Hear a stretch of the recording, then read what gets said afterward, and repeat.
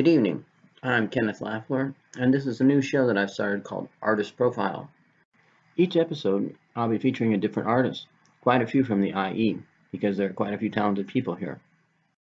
And for tonight, I'm featuring Dwight Dawson, a good friend of mine and bassist, and we just finished doing a gig tonight, and he'll be discussing bass theory and music theory, and his time with Carol Kaye, one of the premier studio bassists. So without any further ado, here's my show.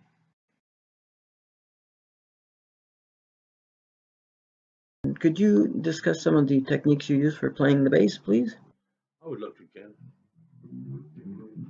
For a typical fingerstyle playing, I like to find a place to rest my thumb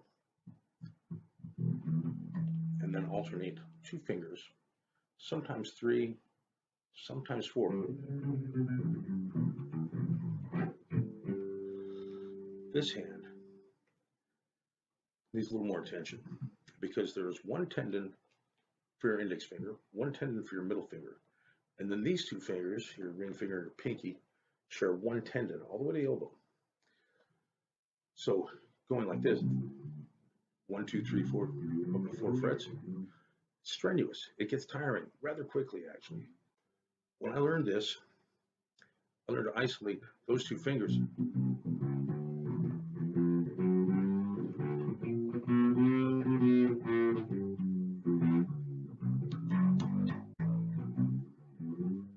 So it's 1, 2. Notice I'm using the pinky finger with my ring finger right next to it. Slide up to the next fret. Learn your technique that way, and you will be able to play longer with less fatigue. And I recall you saying that you should use a hair tie. Is that true? I'm glad you asked, but I don't happen to have a hair tie handy. But anything that you can wrap these two fingers around, because if you're used to doing that the first way I showed you, where you're spreading these two fingers out, which is very difficult to do. You might remember that thing where you have somebody lift one finger and it's light, that finger's light, and then that finger weighs a ton, but notice it's easy when you lift both of those fingers. So by tying these two fingers together with something soft, like I think I first started with some parachute rubber bands that are used for packing parachutes. They're big rubber bands and they're not too strong or not too thick and they don't hurt. And that way I was able to do them. You're quite the skydiver, as I understand, aren't you?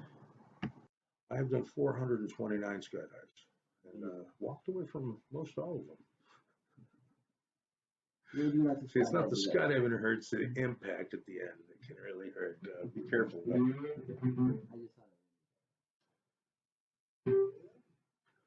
How about the Yeah, the thumb, I was taught, put my hand in front of me and just set it down the way your hand normally sets. That's the way your hand should look on the back of the neck. If you didn't see the way I did it, look up the Blues Brothers, the chicken wire scene and where they're in the bar and there's a shot from behind the drummer and you see Donald Duck Dunn playing the bass. And One's a great bass player. One of the world's greatest bass players. God rest his soul.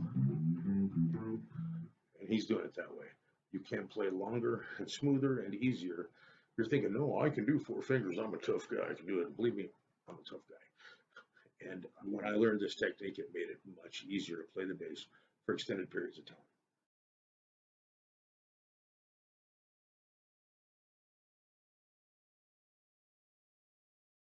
So how much pressure should one use on the neck of the bass? Just enough to hold the string in place without, and it shouldn't quack or anything with it. The properly set up bass should be reasonably easy to play, but because the strings are so big and heavy, if you're trying to macho man it through like you were playing little guitar strings, you'll get tired quicker. How about the difference between using a pick and finger technique on the right hand? Nothing wrong with using a pick. When I met First Lady of Bass, Carol Kaye, I asked her, first question I asked, settle the bet, string, the fingers, or with a pick?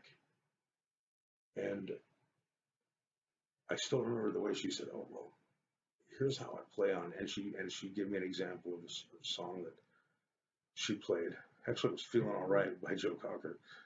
And the bass line of that was, to me, when I first learned to play that song with some friends down the street, that became the quintessential bass line that if people from another world would have landed in their spaceships and said, let me hear this thing you call bass groove, I would have had to put that record on. Fortune, fame, mirror, fame.